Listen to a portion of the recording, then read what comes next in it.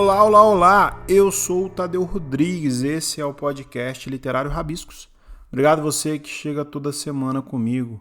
Hoje um episódio especial, um episódio solo. Estou solamente eu, sem convidado, e te convido então para fazer parte aqui do Rabiscos, numa espécie de autorreflexão que quero fazer sobre um tema que eu já queria falar aqui no Rabiscos e eu tive essa ideia de poder falar eu comigo mesmo sobre a voz da literatura na América Latina e o quanto ela me influenciou, o quanto ela me movimenta enquanto escritor, enquanto leitor. Mas antes de eu começar o episódio propriamente dito, eu quero deixar aqui meu salve para a editora A Relique, dos queridos Silvano e do Alisson, lá de Caruaru, de Pernambuco. E essa editora, que já teve aqui no Rabiscos, inclusive, está publicando seu primeiro romance, Dom Pirrito, do escritor Rafael Setestrello. A obra foi a ganhadora do edital Marque Arrebenta, que tinha como objetivo selecionar um romance de cada região de Pernambuco para publicação. O livro do Rafael foi vencedor, representando então a zona da Mata do Estado, e segue em pré-venda até o dia 11 de setembro. Conheçam então o trabalho do Rafael e o trabalho da A Relique, que eu deixo aqui na descrição do episódio. Bom, estou de volta então com o episódio solo. O último que eu fiz foi sobre a Sylvia Plath. Separei um tempo para falar sobre ela. E como eu disse, o episódio solo é onde eu posso divagar sem qualquer medo e sem qualquer freio. Não que eu tenha freio quando eu estou com convidados, mas falar diretamente, sem intermediários, me acessa um lugar não só íntimo, mas de uma liberdade que somente quem tem o privilégio de poder falar sem interlocução tem. Eu digo isso porque sempre que eu estou com convidados e convidadas, eu gosto e prefiro muito ouvir, deixar o convidado falar, gosto de dar abertura sem muitos limites, sem muitos roteiros, sem tantas molduras. E sempre que eu vou fazer um episódio solo, eu penso em algo que eu posso falar sem ser um tratado. É muito mais livre assim. Então talvez eu apresente algumas falhas ao citar alguém, ao citar algo. Mas é uma forma do coração falar, uma forma de desabafo. Eu quero falar um pouco também da dor da poesia pelas vozes dos poetas da América Latina. Eu não digo na poesia conceitual estrita, mas eu falo na poesia que consta na literatura como um todo. Na poesia que consta nos contos, nas crônicas, nas prosas, nos romances. A poesia que está tanto nos pensamentos dos escritores, das escritoras, como nas suas obras. E é sabido, emergente que somos, né, brasileiros ou americanos latinos, colonizados que somos, nós, que onde tem arte e poesia na América Latina tem política. Eu não estou falando de política partidária necessariamente, mas em termos de linhas que se cruzam, intersecções da força da poesia com a política, ela nos coloca, em especial na nossa literatura, como seres políticos que somos. Eu até tinha pensado em chamar esse episódio de Política e Poesia na América Latina, mas quando a gente coloca política no título, a gente não sabe quem vem e nem por que vem. De toda forma, não espere palavras raivosas daqui. Eu acho que a política ela não deve ser confundida com raiva, como tem sido. Eu senti falta, por exemplo, nesse período conturbado que a gente está vivendo, de discussões que fugissem dos berros, dos gritos. Então eu quero falar um pouco dessa política, da dor, da poesia, da melancolia, e também da esperança, e também da luta, do caminho a ser chegado, do caminho a ser traçado. E onde tudo isso se encontra, né? Claro que quem acompanha o Rabisco sabe que estamos na nossa casa, e a nossa casa é progressista, né? Não teremos arroubos conservadores, religiosos, místicos, ou qualquer coisa que dialogue com isso aqui. Esse dia eu estava pensando, por que a poesia latino-americana ela me toca mais do que as outras, ela me incomoda mais do que as outras? A poesia nesse sentido que eu falei logo no começo. É evidente que a história da América Latina é uma história traçada por luta, por sermos esse povo que foi colonizado mesmo, né? A gente teve que gritar mais durante a nossa história. Para citar aqui um primeiro autor, eu cito o Galeano, o escritor uruguaio Eduardo Galeano, autor da obra gigante As Veias Abertas da América Latina. Ele fala que a primeira condição para modificar a realidade consiste em conhecê-la. Eu não sei se a poesia é tão presunçosa a ponto de querer modificar algo, mas de conhecer a realidade para poder usá-la em todos os outros campos imaginativos, de sentimentos. Penso que sim, penso que talvez esse seja um dos seus fins, se é que temos um fim, né, na poesia. Galeano também diz que devemos tomar consciência que os direitos da natureza e os direitos humanos são dois nomes para a mesma dignidade. E que qualquer contradição a isso é artificial. Então, pensando nisso, pensando nesse ponto de partida, eu me pergunto, onde estão as artificialidades todas? Leminski dizia que a poesia é inútil, e eu concordo, mas a poesia não é muda. Então estamos sempre imersos em palavras doloridas, sim, mas em palavras que acalentam também. E a gente vive também uma contradição atual. Nunca tivemos uma sociedade tão cansada e tão conectada. Será que a gente está cansado um do outro? Será que estamos cansados de ver quanto de vencedores tem nas redes? Estamos cansados de acordar diminuído e poucos vitoriosos aos olhos dos coaches motivacionais? A gente não pode celebrar o ócio, a preguiça, a procrastinação. A gente não pode errar. A gente não pode comemorar a normalidade de uma vida normal. Então, falar da América Latina e sua poesia é falar disso tudo também. E falar de poesia é falar também de uma análise do nosso tempo. A literatura, ela documenta antes de tudo. A literatura documenta a história, as tragédias globais e íntimas. Fala das guerras mundiais, da pandemia, fala das guerras nacionais, das guerras civis. Mas fala também das guerras internas que a gente trava, deitado na nossa cama, entre coração e cabeça. Aliás, já que eu deixei citado aqui As Veias Abertas da América Latina, do Galeano, deixo ele aqui como dica de leitura, como o primeiro livro. Bom, a arte latino-americana, lembrando de nos incluir, de incluir o Brasil nisso, porque sempre que a gente fala de América Latina temos a falsa impressão de que apenas os países com colonização espanhola fazem parte, o que é uma falácia. Estamos no mesmo barco literário, no mesmo barco mundano, artístico. É bom ter isso em mente. Falar da poesia latino-americana é falar da poesia brasileira também.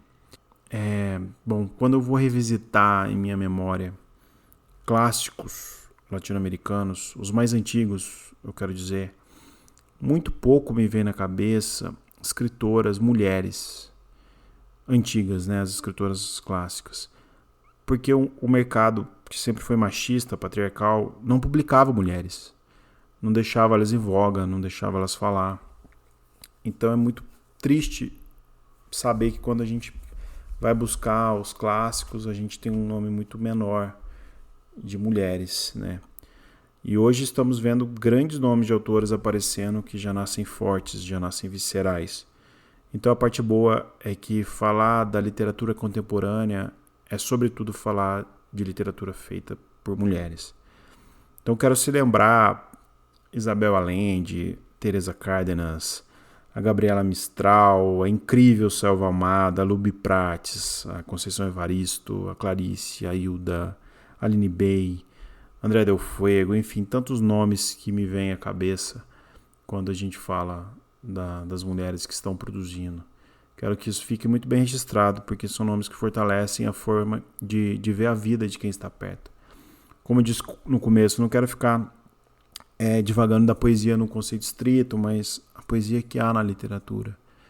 Então, nesse meio de dor e realidade, E por falar nessas autoras, é impossível eu não falar do impacto que minha vida de leitor teve com o livro Cartas para Minha Mãe,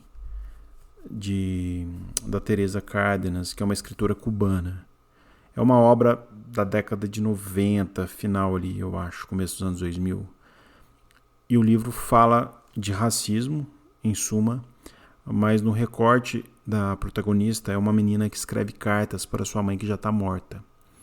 E ela vai contando a sua história, suas angústias através dessas cartas.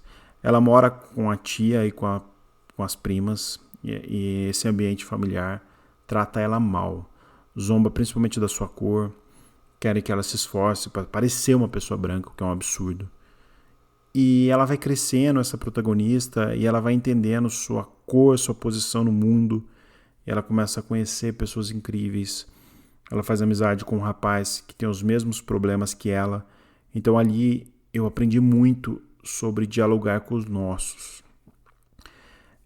Nesse livro ela também conhece uma idosa que vira uma espécie de mentora, uma idosa que é meio bruxa, assim. Essa história se passa em Cuba. E esse crescimento da personagem que eu experienciei lendo esse livro me foi uma aula enquanto ser humano, enquanto escritor. Me ensinou, sobretudo, como é importante termos autoras como a Cárdenas, o quão importante é para crianças negras marginalizadas encontrar um caminho que as tire de uma família má, que quer de fato o mal de alguém. A personagem principal desse livro ela não tem nome.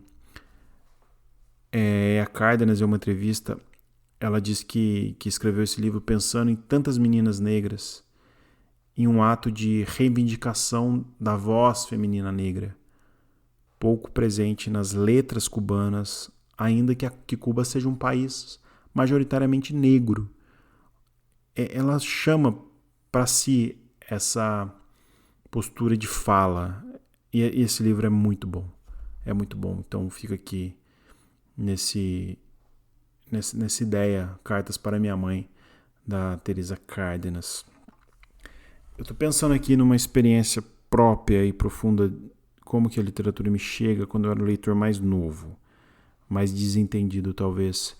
Eu me lembro de ter lido 20 poemas de amor e uma canção desesperada do Neruda, do poeta chileno Pablo Neruda. 20 poemas de amor e uma canção desesperada. Eu adorei esse título. Eu lembro que quando eu peguei esse livro eu era muito novo e eu amei. Eu nunca tive um coração tão aberto e entendido naquele momento na minha vida como tive quando eu li aqueles versos. Talvez ali tenha virado uma chave na minha cabeça sobre a concepção da poesia em minha vida e o quanto ela viria a ser importante. Foi um professor que me apresentou esse livro e ali a poesia me pegou muito. O Neruda e talvez o Quintana, com a mesma influência, me acessa como escritor jovem, como leitor jovem, não escritor. Principalmente por conta das frases potentes que eles têm. Eu gosto muito de frases, além de poesias curtas, haikais, etc. Mas frases em meio a poemas longos ou a romances, enfim, a história mexe muito comigo. Porque a frase bem construída, a que diz tanto em tão pouco, para mim ela é uma espécie de celebração à síntese. E às vezes precisamos disso porque se estamos com uma dor tão grande ou uma desilusão tão grande, parece que nenhuma palavra vai conseguir explicar o que estamos sentindo. E que se fôssemos escrever um textão para aquilo, deixaríamos de fora a dor concentrada, a bomba atômica que parece que está no nosso peito. Então a frase bem escrita, o poema curto ou o pensamento mais sintetizado assim, resume muito isso. Resume toda a dor em um só ponto. Então é uma espécie de...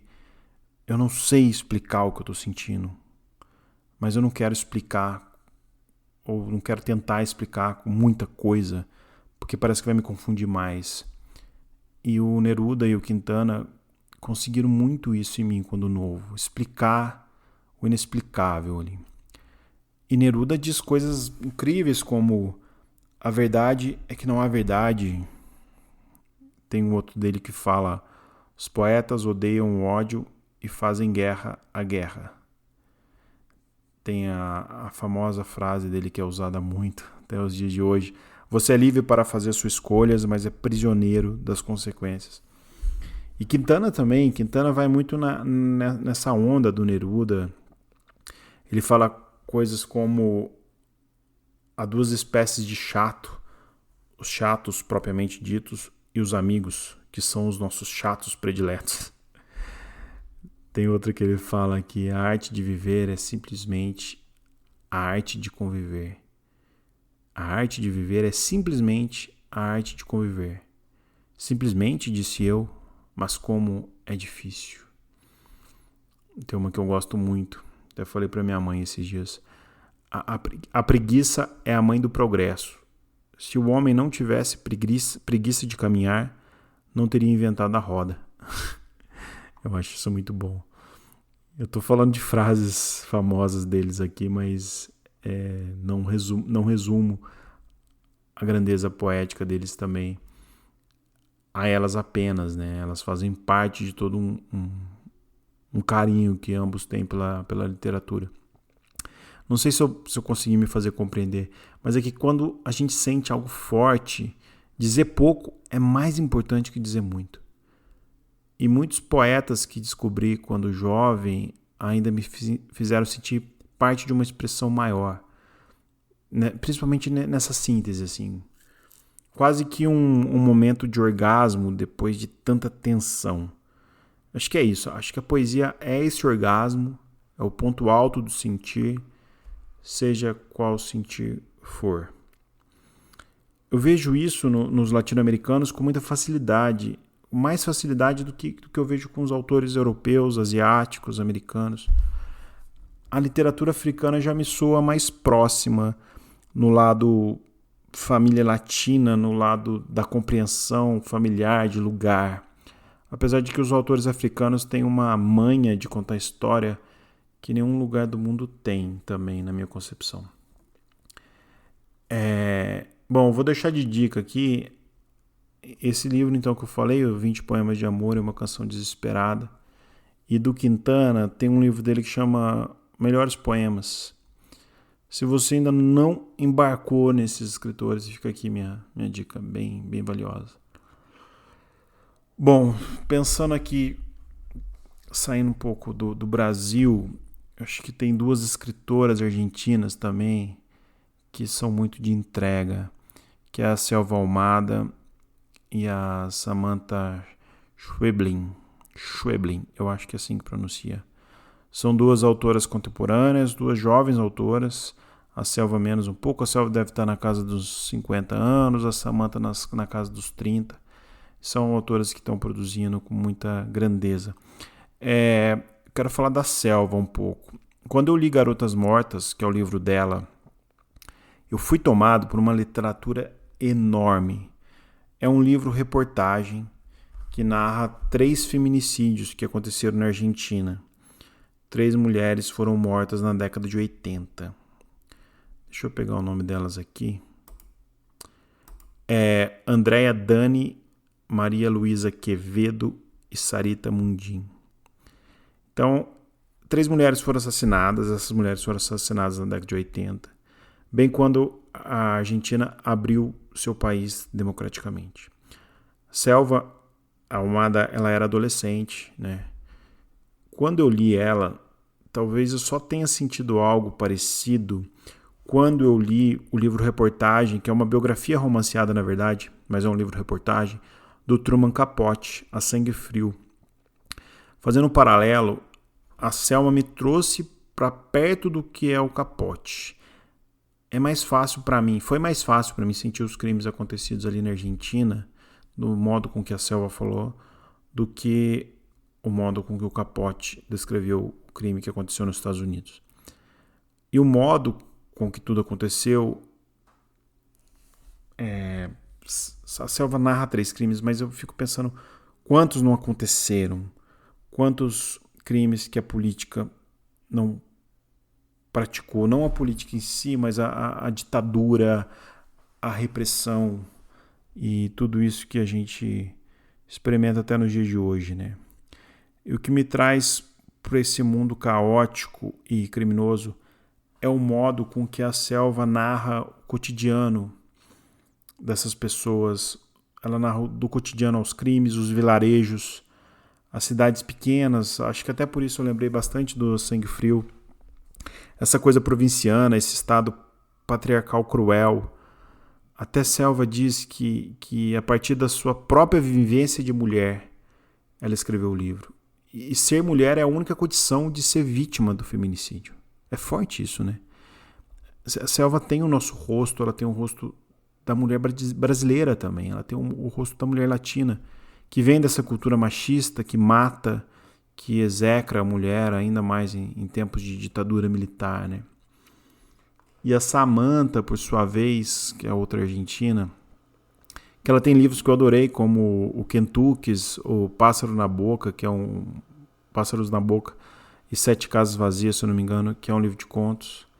Mas ela tem uma obra que me pegou muito, que foi A Distância de Resgate, que é o seu romance de estreia no Brasil.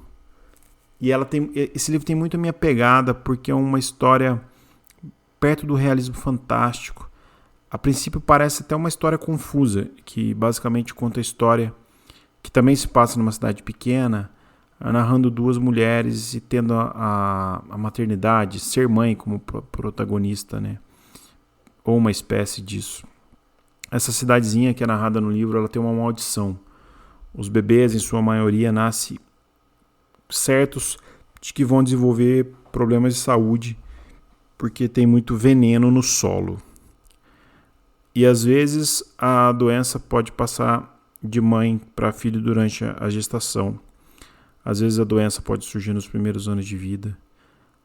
E a única certeza de quem pega essa doença é que quando a hora chegar, não tem o que fazer. Está amaldiçoado pela doença.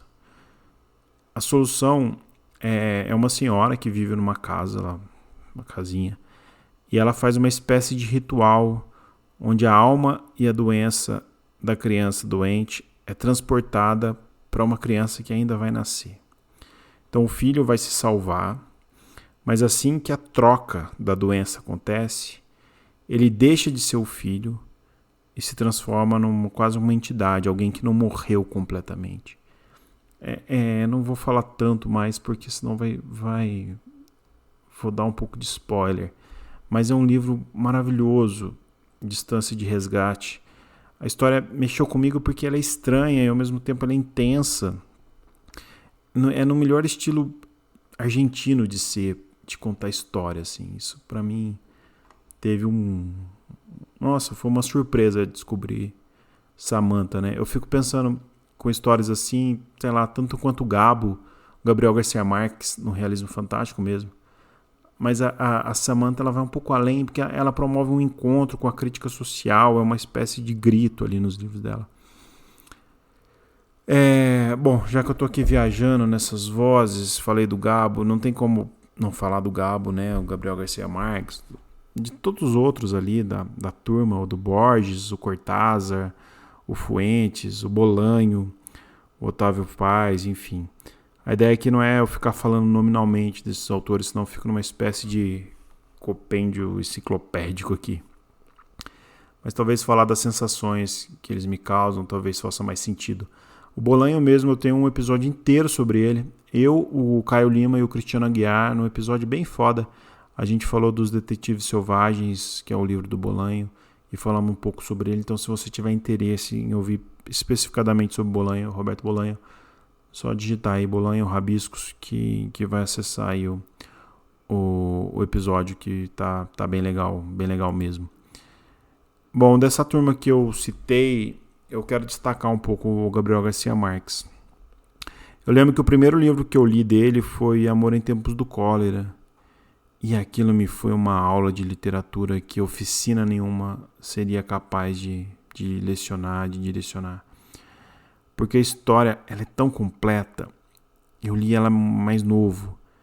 E na época que eu li eu estava apaixonado. Eu vivia um amor não correspondido. E naquele livro tinha tanto da busca do amor e o amor impossível e de repente uma vida toda dedicada àquele amor. E um fim da vida também dedicado ao amor. O impacto que me causou o livro foi até maior que quando eu li 100 Anos de Solidão, que eu li depois, que amei também. Mas a sutileza do Gabo sempre me encantou. Eu li quase tudo dele. Eu acho que ele foi o autor que eu mais quis conversar na minha vida, assim. Aquela sensação de que o autor talvez mais me compreenderia, não sei. E é isso, gente. Não vou devagar mais tanto, não, mas falando de voz da América Latina, como é importante, né, termos essas vozes. Quão político é toda a luta, é toda a ódio à conquista de uma ordem de sentimento. Lembrei aqui de uma outra brasileira, a Lubi Prates, que tem um livro maravilhoso, Um Corpo Negro. Poeta brasileira, ela traz um tratado nesse livro do corpo da mulher negra. Essa busca do antepassado, travestida em força atual. Como é importante ter Lubi escrevendo, viva, pulsando. Ou a voz clássica da escritora chilena Gabriela Mistral, que faleceu na década de 50, né? Ela já é mais ali do começo do século XX, mas que fala até hoje, fala tão bem. A Gabriela foi a primeira mulher latino-americana que ganhou um Nobel de Literatura. Olha que foda. Uma mulher que falava sobre maternidade, que escrevia coisas lindas, como tem um que eu gosto muito, o Primeiro Soneto da Morte, que foi traduzido por ninguém menos, ninguém mais que Manuel Bandeira. Tem um trecho que diz do poema desse, acho que é o finalzinho dele, quer ver? Ele fala assim: partirei a cantar minhas belas vinganças, pois nenhuma mulher me há de vir disputar a este fundo recesso o teu punhado de ossos. Olha que pancada que é a poesia da Gabriela Mistral. Quem não a conhece, a conheça, porque vale a pena, né? Quanta coisa a veia aberta da América Latina causa. Enquanto eu gravo esse episódio solo, tanta coisa está acontecendo na política. E eu tô aqui em casa sozinho. Eu só consigo pensar o quanto a arte sempre foi e sempre será o fôlego da esperança. Quando eu vejo artistas, escritores, escritoras, idosos, eu só consigo focar no que foi vivido para que o legado deixado por eles seja a nossa própria força de criação, quem está criando, ou nossa força de leitura. Não sei se Clarice soube da importância dela, se ela soube do que deixou, faz com que a gente escreva sem medo de sair do raso. E eu celebro, principalmente, os autores e as autoras contemporâneas. Não é à toa que eu tenho um podcast sobre isso, né? Sobre essa celebração dos escritores e das escritoras da nossa época. As mãos dadas que conseguimos dar, os Marcelinos Freires da vida, as Andréas Del Fuego, as Alines Beis, os Itamar Vieira Júnior. Tanto caminho sendo aberto, pessoas que passaram conosco pela pandemia, que ainda naquela névoa e confusão tentaram explicar onde estávamos, explicar aquela situação. É isso. Fica aqui minha homenagem, então, às vozes da América Latina. Eu gosto de gravar episódio solo porque eu sinto que eu posso abraçar a literatura vendo ela de fora, como se eu pudesse levá-la para onde eu quiser. Acho que é isso. Bom, se você gosta de episódios assim, me manda mensagem, me chama no Instagram ou no Instagram do Rabiscos para saber que vocês querem que continue tendo episódios eu comigo mesmo. É isso, um beijo a todos, a semana que vem a gente volta. Bom dia, boa tarde e boa noite.